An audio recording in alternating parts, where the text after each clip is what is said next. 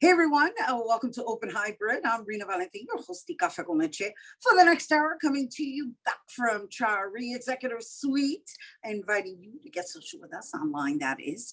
Tweet us and follow us on Instagram at BronxNet TV and like us on Facebook at Open BronxNet Television. Of course, while you're there, follow moi on Instagram, Insta Stories, FB, Twitter, and LinkedIn at Rhina Valentin. So the Bronx Documentary Center is holding its 5th annual Latin American Photo Festival, featuring large-scale photographs throughout the Melrose neighborhood of the Bronx, and they're highlighting both emerging and established award-winning photographers. And the festival includes works from Colombia, Argentina, Chile, Venezuela, Mexico, El Salvador, and Nueva York.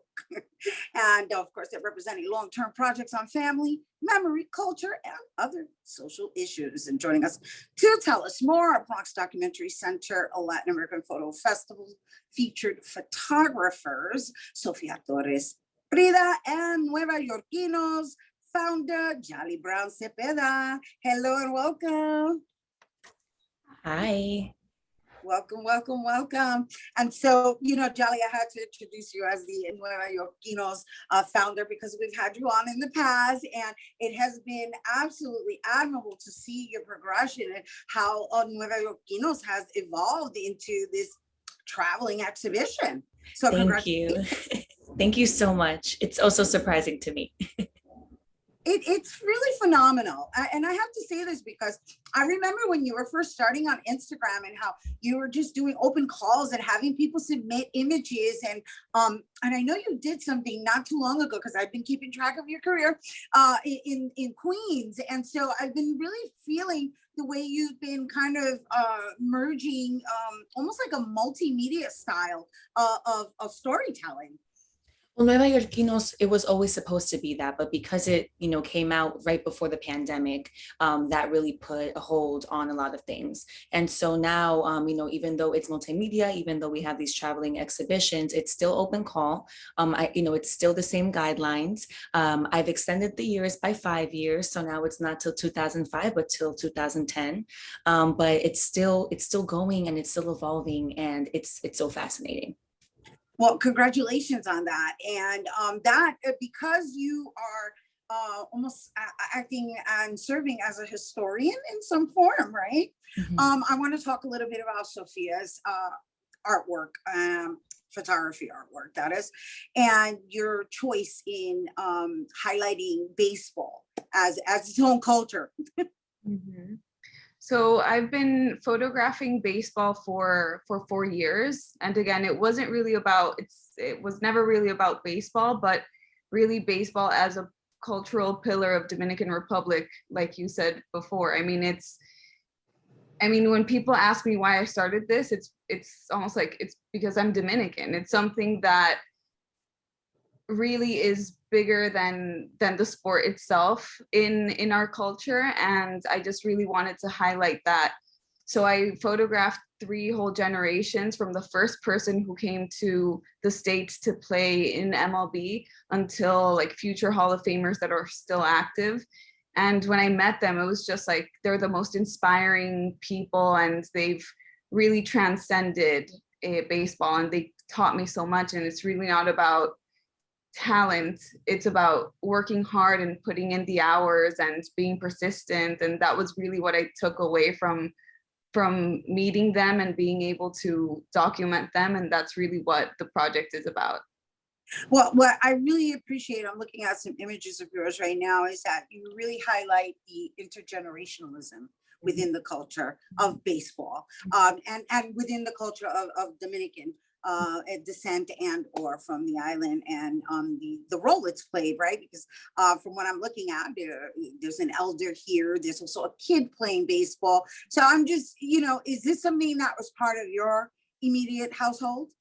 No, I had no idea about anything. I mean, I did not know. I knew about baseball as much as any Dominican knows about baseball, that I like Las Águilas, and you go and you and it's part of it, but I had no idea the deepness of that of these individuals and just all the things that they have to go through in order to succeed.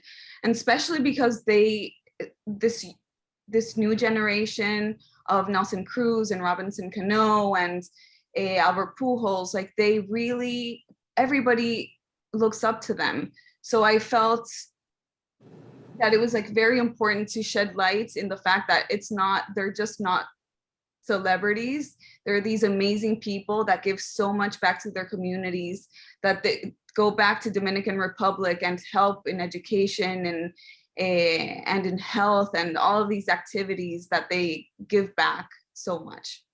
That's beautiful. I know, for us Puerto Ricans is Proyecto Clemente. So I understand the humanitarian aspect of what you're capturing. It's beautiful. And so I want to speak to Djali now with regards to the images that were chosen to be part of this exhibition, because I understand that this exhibition is also outside and it's interactional. Are your images interactional? Because you're really more in the realm of digital art, right? So the images, we received a lot of submissions for this particular show. And because it's displayed on banners, I was very concerned that not everybody was going to be able to have their stories told and have their faces, displayed. And so we came up with the idea to have a QR code on the banner, so that then brings you to nuevayorquinos.com, where you have the whole exhibition. Because like I told you in like 2019, any photo that anyone submits ever will be on the account, will make it to that page, because every story matters, every photo matters. And so we chose, it was a collaboration between myself and the Bronx Documentary Center, Cynthia. We, went back and forth which images spoke to the community and were a little bit, less specific to this particular family. And we came up with a range of photos that are from 1950s to the early 2000s. So it's really something special, and it ranges across different backgrounds as well, because people always think that the Bronx is only Dominican and Puerto Rican. And while we have incredibly large diasporas there and historic diasporas there, it's also a place where there's Peruvian communities, there are Ecuadorian communities. And so I was really happy to be able to show a familiar picture of what the Bronx is and what it represents, but also teach to a degree that there are so many people, so many things happening in the Bronx all at once, all the time. So how many of your images are on display, on physical display there? I want to say roughly 15, and then we received a total of like 103. So I love this. I love the modernized exhibition you got going on here. You're brilliant. You're very, I love it. I love it. I love it. I love it because I just got the visual. I haven't visited the exhibition yet, but I know it's a sight for sore eyes because it's outdoors, it's indoors. So how many images of yours are on display, Sofìa? I think it's also 15. All right. And are yours also displayed outside? Yes.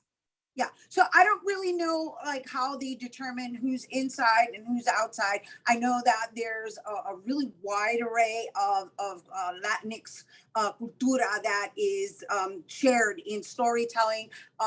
It's unfortunate we can't have everybody who's representing Colombia, Argentina, Chile, Venezuela, and Mexico, and El Salvador, because that's also part of the exhibition. And the last time we had these photographers on, and again, they only sent us 2, because obviously we don't have all the time in the world to have all these photographers discussing their topics. But what I did remember was that there was a lot of social issues that were brought into light through the photography. So am I to assume that's exactly what's going on this year too? Yes, I think it's a big range of Latin culture.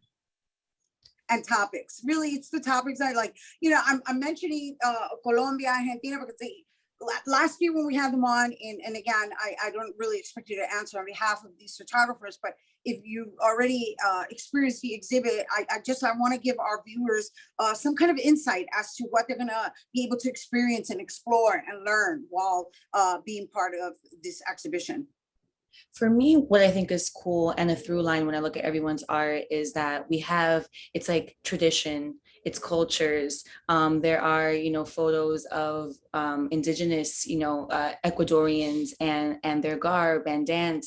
There are, photos obviously of baseball and that whole culture and what it means. With the Nuevayorquinos exhibit, the culture of La Pompa and taking the empty Goya can and using it to, have fun and spray your friends. The culture of pageantry is also spoken of or spoken to in some of the photos. And so what I've seen is, even though it is obviously, we have this connection to social justice because obviously everything that we do is a reaction to our realities, but I think it's more a celebration of our cultures and how we are able to maintain our cultures when we're like aquí and not allá, and when we are traveling between both.